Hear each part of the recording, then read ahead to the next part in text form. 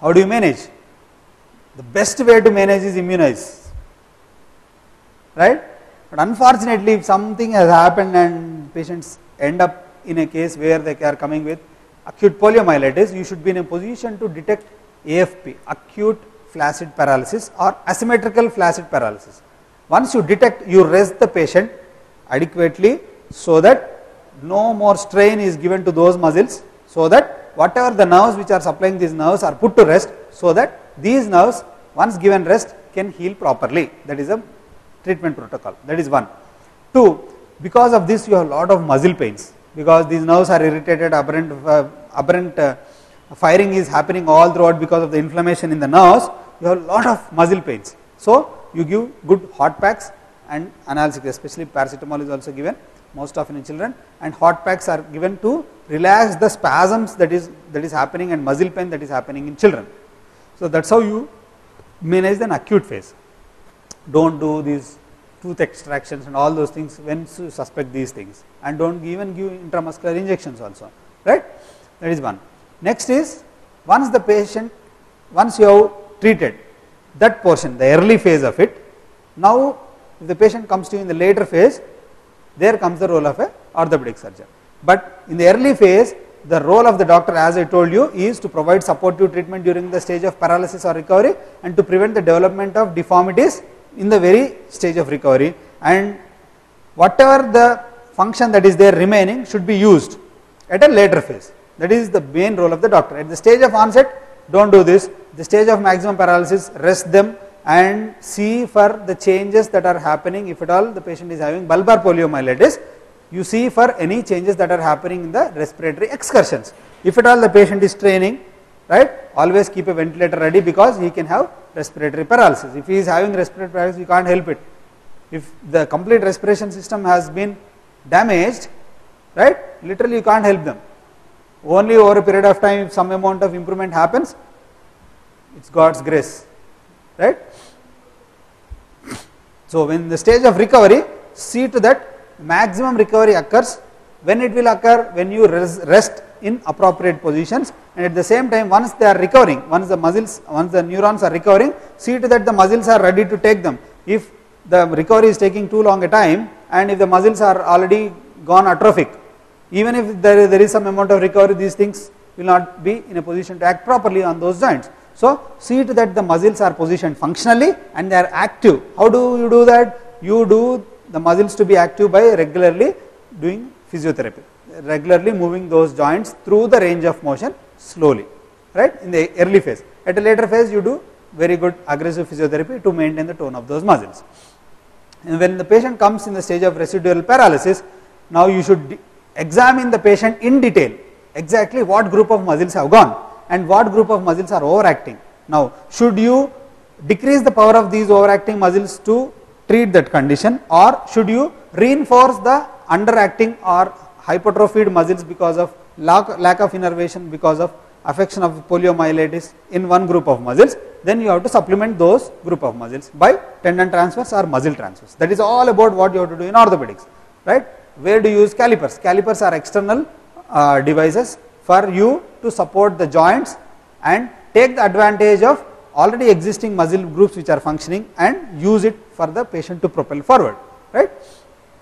Now let us just, I am just giving you one example. Suppose say you have tibialis anterior totally gone, you have a foot drop, right, and you have a foot drop, and you are having an overactivity on the muscles which are acting on the inversion side of the foot, that is tibialis posterior is now overacting. Now you will do one thing, that overacting muscle should be converted into a muscle which supports the dorsiflexion. Now this is a operation wherein the tibialis posterior is transferred onto the dorsum of the foot, right, which now acts as a dorsiflexor rather than inverter and flexor.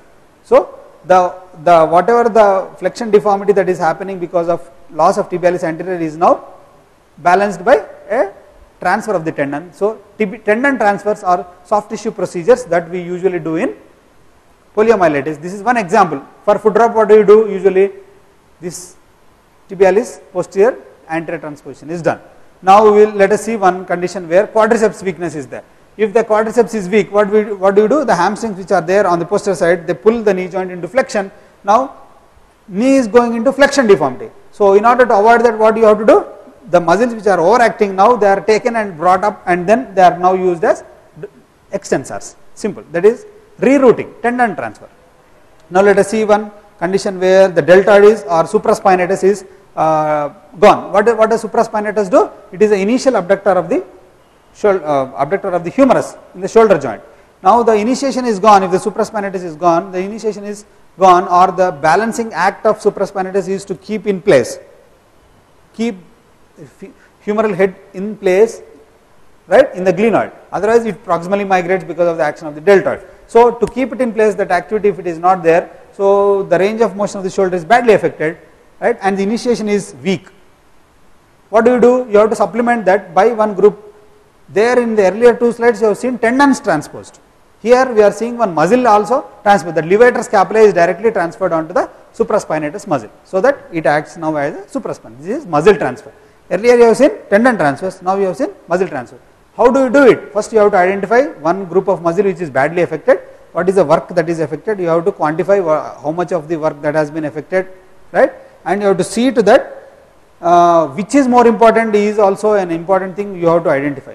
Sometimes some activities are not that important for you to sacrifice one group of muscles and bring them here. So all these things is a meticulous job an orthopedician has to do. He has to always balance. If I take tibialis posterior, will I be, so instead of helping it, right, if that is the only tendon that is acting on the foot, if I take that off, what will be there?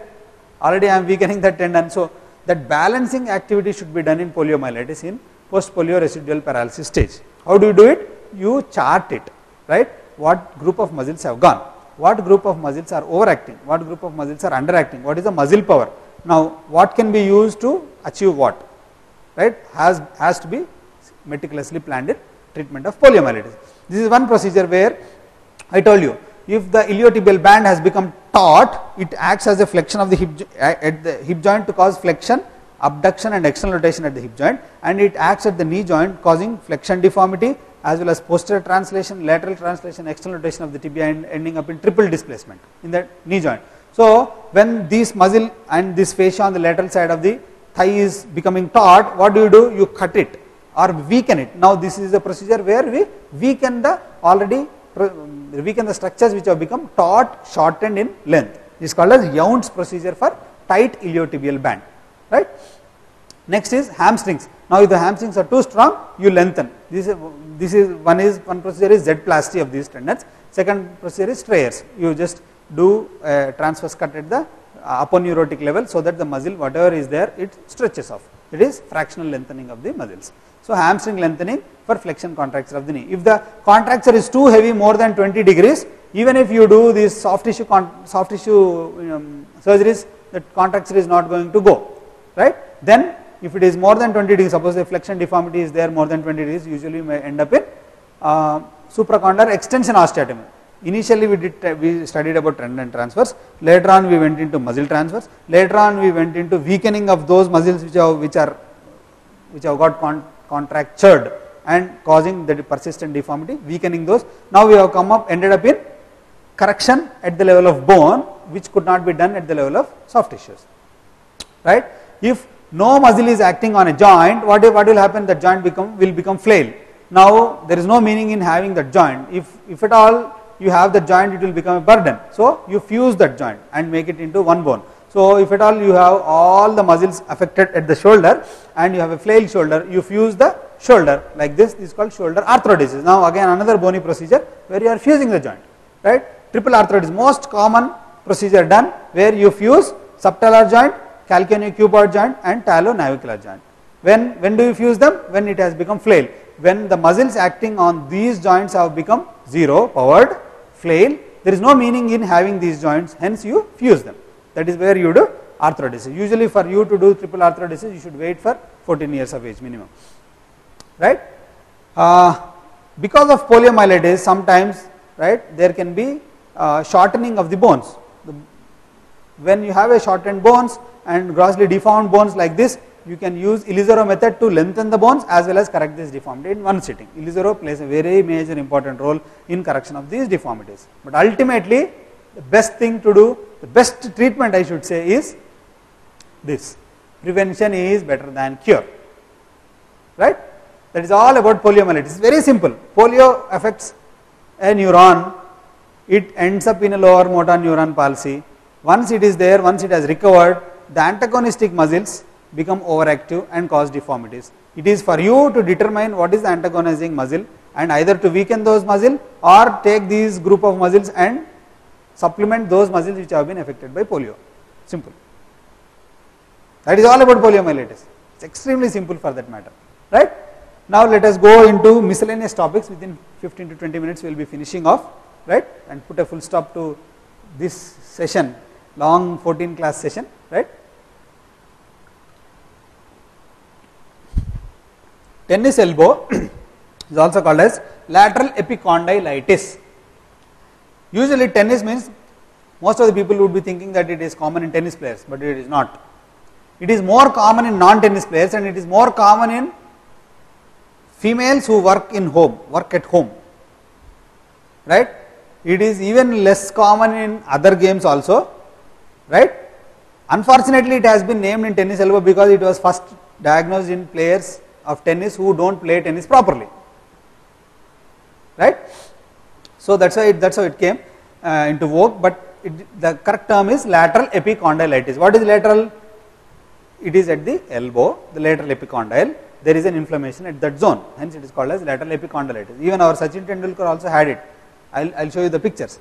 So tennis elbow or lateral epicondylitis is a syndrome of acute or chronic disabling pain about the lateral aspect of the elbow because of inflammation occurring due to what? A micro tear in extensor carpi radialis brevis. Simple.